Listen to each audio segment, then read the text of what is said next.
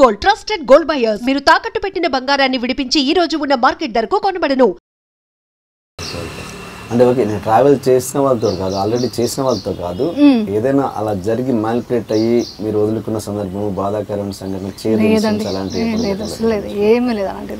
మీరు చాలా రోజుల నుంచి అంటే సీరియల్ పరంగా కాకపోతే సినిమా పరంగా అవుట్ ఆఫ్ ద బాక్స్ అనే చెప్పాలి. కానీ అంటే మీరు మళ్ళీ రీఎంట్రీ చేయడానికి మీకంటూ మళ్ళీ వచ్చే ఉద్దేశం ఉందని ఇండస్ట్రీకి ఇండికేషన్స్ పంపించాలి కదా. సపోజ్ మీకు నచ్చిన డైరెక్టర్కి ఫోన్ చేయడము, ఫోన్ చేసి మీ సినిమాలు అంటే నాకు ఇష్టం, మీ సినిమాలో చేయాలని ఉందండి, అలా మీరు ఇండికేషన్స్ పంపిస్తేనే కదా మీకు ఒక ఇంట్రెస్ట్ ఉంది అని తెలియజెప్పడం. నేను నా ఫస్ట్ సినిమా టైంలోకి నేను ఎవరిని నాకు ఆఫర్స్ కావాలని అడగలేదు.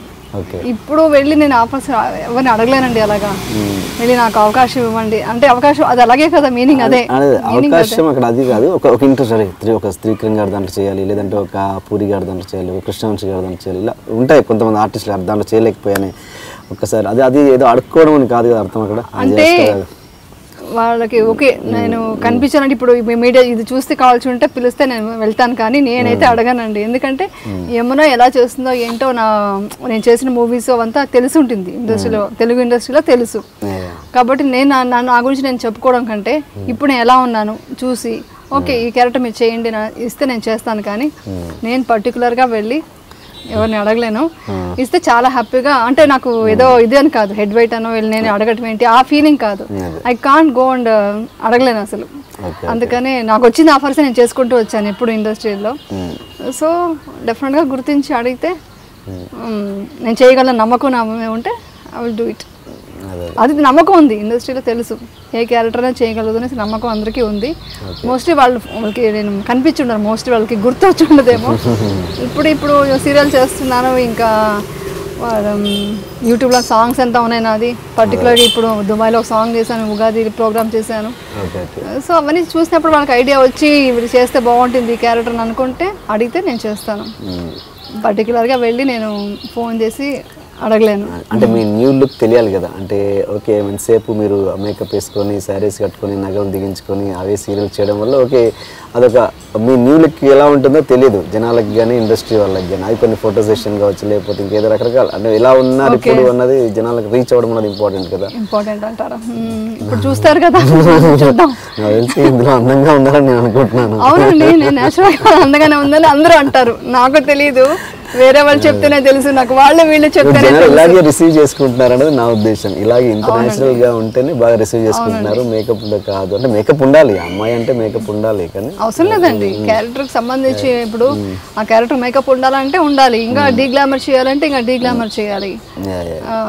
కాబట్టి మేకప్ అవసరం లేదు, బికాస్ ఆ క్యారెక్టర్ మీద డిపెండ్ అయి ఉంటుంది. సో చూడండి నేచురల్గా ఇలా ఉన్నాను ఇప్పుడు. సో చూసారు కదా, ఇప్పుడు చూడండి ఇప్పుడు ఇలా ఉన్నాను, ఆలోచించుకోండి. అంతే చెప్పేసాను కెమెరాకి కూడా, ఇలా ఇండైరెక్ట్ గా అడిగేసానండి. ఓకేనా, మీ ఇంటర్వ్యూ ద్వారా అడిగేసాను. సో వస్తే ఐఎమ్ హ్యాపీ, చేస్తాను, రావాలని కోరుకుందాం. థ్యాంక్ యూ అండి. మీరు అప్పుడు ఏదో పెద్ద యాక్సిడెంట్ అయిందని విన్నాను, మీకు యాక్సిడెంట్ తప్పించుకున్నారా? సంథింగ్ ఏదో తప్పించుకున్నాను. ఎట్లా ఎలా జరిగింది అది? నేను ఒక తమిళ్ సీరియల్ చేస్తున్నాను, కుట్రాళం షూటింగ్. అక్కడి నుంచి బయలుదేరి వస్తున్నప్పుడు మా కారు టాటా సఫారీ, నేను డ్రైవర్ వస్తున్నాము, లారీ గుద్దేసి మొత్తం పెట్రోల్ ట్యాంక్ అంతా మొత్తం కార్ ఫుల్ బ్లాస్ట్ అయిపోయింది, కాలిపోయింది. నేను జస్ట్ అప్పటికే సెంటర్ లాక్ అవ్వలేదు, ఎందుకో ఒక రీజన్తో అప్పుడే సెంటర్ లాక్ ఓపెన్ చేశారు, ఏదో సౌండ్ వస్తుంటే, దానివల్ల నేను బ్రతికాను. 2009 జూన్ 23. నేను డ్రైవర్ ఉన్నాము. షూటింగ్ ముందు రోజు ఫినిష్ అయిపోయింది, మార్నింగ్ బయలుదేరి వస్తున్నాం, బెంగళూరుకి వెళ్తుంటే ఆ లారీ ఎలా గుద్దేసి అసలు అందరూ బతుకుండదు, యాక్సిడెంట్ చూసి బతుకుండదు అనుకున్నారు అందరూ. జస్ట్ చిన్న ఇక్కడ మార్క్ ఉంది, ఆ మార్క్తో నేను సేవ్ అయ్యాను. అసలు కార్ అయితే మొత్తం స్మాష్ క్రాప్కి వెళ్ళింది, అసలు అది ఫైర్ అయిపోయింది మొత్తం. ఆ ఇన్సిడెంట్ తర్వాత మీ ఆలోచన ధోరణిలో ఏమన్నా మార్పు వచ్చిందా? అసలు అది అయిన తర్వాత 5th డే అవెంట్ షూటింగ్, ఈవెన్ అది అయినప్పుడు కూడా నేను ఆర్టిస్ట్ని కదా, నా మైండ్ చూడండి ఎంత ధైర్యంగా ఉంటానని. నాకు ఇక్కడ ఫుల్ బ్లడ్ వచ్చేస్తుంది, ఎంతవరకు కట్ అయిందో తెలియదు వాళ్ళకి ఇది హాస్పిటల్లో. నాకు ఇక్కడ ఏం మార్క్ అవ్వకూడదు, స్టిచెస్ వేయకండి, నేను ఆర్టిస్ట్ని అది మాట్లాడుతున్నాను. నాకు ఆ షాక్ నుంచి బయటకు వచ్చినా నాకు ఇదే ఉంది, అలా ఉన్నాను. 5th డే షూటింగ్ కూడా వెళ్ళిపోయాను. మళ్ళీ రావడం వాళ్ళ సీరియల్ చేస్తున్నాను అప్పుడు నేను కన్నడలో. వాళ్ళంతా ఫోన్ చేసి రాధిక గారు కూడా ఫస్ట్ కౌన్సిలింగ్ వెళ్ళండి, షాక్లో ఉంటారు మీరు, ఎంత ధైర్యంగా ఎలా షూటింగ్ వచ్చేసారని కూడా అన్నారు, ఫోన్ చేశారు అందరూ. అలా జరిగింది. బట్ చాలా బ్రేవ్ కదా, థ్యాంక్ గాడ్ నా ఫేస్ ఏం కాలేదు అనుకున్నాను అప్పుడు కూడా. ఎందుకంటే ఆర్టిస్ట్కి ముందు ఫేస్ ఇంపార్టెంట్ కదా, అది చూసుకోవాలి కదా. సో గాడ్స్ గ్రేస్ అంతే. లేకుంటే ½ అన్ అవర్ ముందు నేను సెంటర్ లాక్ ఓపెన్ చేసేయడం ఏంటి, సెంటర్ లాక్ అయితే క్లోజ్ అయిపోయింటే లాక్ ఓపెన్ అయ్యేది కాదు. ఆల్రెడీ కార్ బర్న్ అయిపోయింది, దిగేటప్పటికే ఫుల్ బర్న్ అవుతుంది, దిగడానికి కుదిరేది కాదు.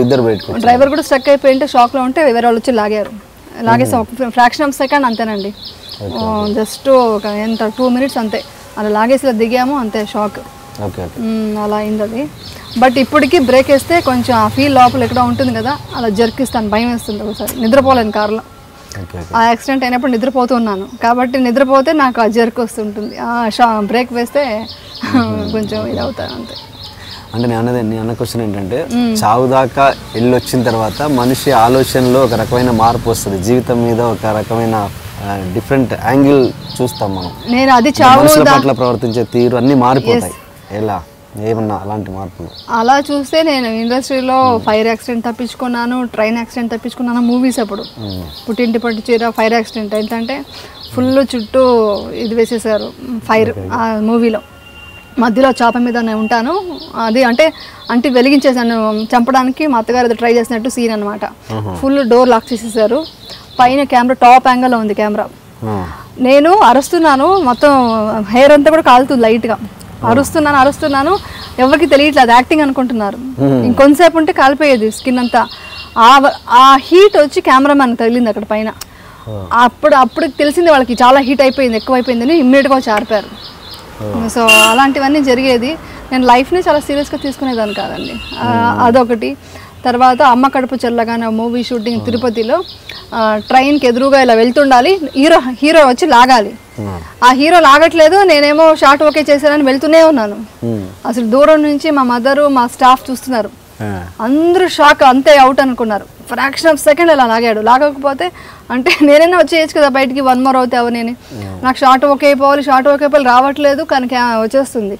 ఫ్రాక్షన్ ఆఫ్ సెకండ్లో లాగాడు. లాగితే అసలు ట్రైన్ ఆపేసి పెద్ద గొడవ. అప్పుడు ఎందుకు ఇలా చేశారని మా మదర్ కూడా బాగా తిట్టేసి ఏడ్చేశారు. ట్రైన్ ఆపేశారా? ట్రైన్ ముందు వెళ్తుంటే నన్ను లాగాలి, ట్రైన్ ఆపేశారా? తర్వాత వాళ్ళకి షాక్ అయిపోయింది, షూటింగ్ కెమెరాని చూసేసి వాళ్ళు ఆపేసి ఇలా అంతా చేయకూడదు మీరు, ఇది రాంగ్ కదా, ఏమైనా అయిపోయింటే ఏంటి అనేసి కొంచెం ముందుకెళ్ళి ఆపి మేమంతా కార్ ఎక్కేసి ఆ లొకేషన్ నుంచి వేరే లొకేషన్ షిఫ్ట్ అయిపోయి అలా జరిగింది.